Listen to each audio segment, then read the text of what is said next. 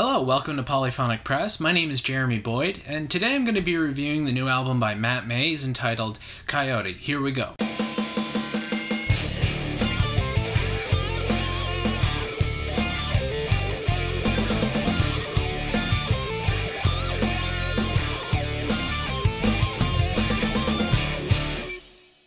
So Matt Mays is a Canadian singer-songwriter. He's consistently put out albums over the last 10 years, sometimes with his band El Torpedo, sometimes on his own. He put out a movie soundtrack to a movie that he made, actually, called When the Angels Make Contact. Unfortunately, the movie never came out because of budgetary reasons, but hopefully that movie will see the light of day. But he's most known for being a singer-songwriter and a musician, and a fantastic one at that. This album starts off with a song called Indio, and it kind of starts with the psychedelic sort of swarm of noise. You don't really know exactly what's going on. Matt Mays is kind of singing over top of it, but it really launches into this, really heartland kind of rootsy rock and roll guitar groove, and it immediately kicks in, and it's more or less this straight ahead rock and roll song. The whole album is full of this kind of music, and it's really refreshing to me because I was kind of getting worried a little bit that no one was making this kind of music anymore. It seemed that way, for the past couple years, really. And really what it comes down to, the best kind of music is, just setting up in the studio and playing. No additional musicians or anything like that.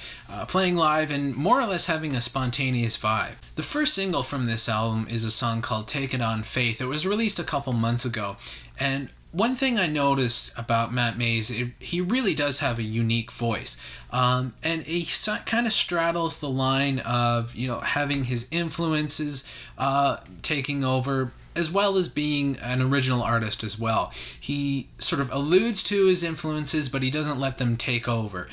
He doesn't let them, cloud the music that he is making. It really is all him. But you can tell kind of that his influences are people like Tom Petty and Neil Young, and that rootsy kind of, Bruce Springsteen as well, that rootsy kind of rock and roll. But he's still making music that, you can tell that it is him. And partly is because of his voice. He has such a unique voice that no one else really sounds like him, and he doesn't really sound like anyone else when he sings. The one thing that kind of blew me away on this track in particular is the slide guitar work. It really features some nice slide work, and really gets into that almost country vibe, but not quite. The song Loveless is a bit slower. It's a bit more country tinged than the other songs on the album, and it features heavily on the acoustic guitar, and I really dig this song a lot. It's really well placed on the album, and when you're listening to the album from start to finish, you're really ready for a song like this to pop up, and it's really well placed. And it's nice to hear this kind of song every once in a while, because a lot of these songs are really fast and really rocking, but to throw in a country ballad every once in a while, it really suits this album nicely. One of the songs that really stood out to me is a song called Zeta, and the reason it stood out to me is it's really almost a throwback to 90s alternative rock, bands like Gin Blossoms, Dishwalla, a little bit of REM in there as well. And a lot of the songs on this album are, very country based or very heartland kind of rock based. But this song really has its roots in 90s alternative rock. And it's a nice surprise for me because I'm really into that kind of music. So it was really nice to hear, and I really dig that vibe that he was going for. But again, it's alluded to, but not ripping it off. It still is Matt Mays. Like I said, his voice is so unique that you know that it's him when he's singing. And, it's pulled off really well. Really well done, and really beautiful job on this one. This is a simple, fun song that I think if it were released as a single, could get a lot of radio play. The album ends on another country kind of song called Chase the Light. It's really stripped down with just an acoustic guitar, a pedal steel guitar, and Matt Mays singing. That's all that's on this song, and that's all that needs to be on this song. It's really effective, and it's very close, very intimate, and I really love this song. It ends the album very nicely, and it kind of leaves you wanting a little bit more.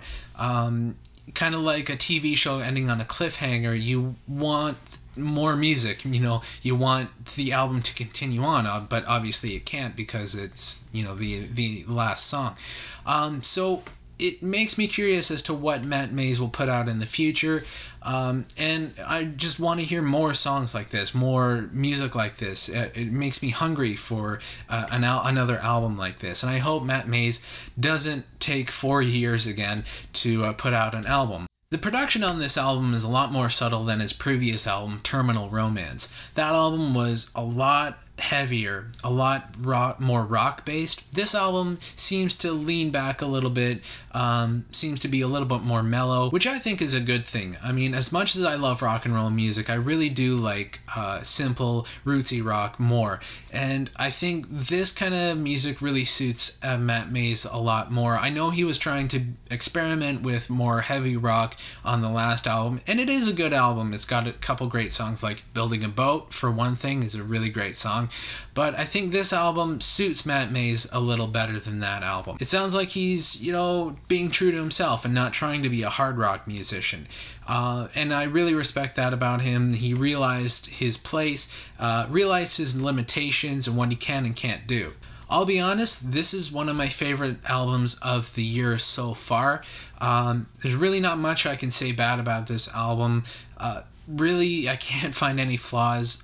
It's not perfect, so for that, I'm going to give it a 9 out of 10. So anyway, that's what I thought about this album. Let me know what you guys think in the comments or with a video response.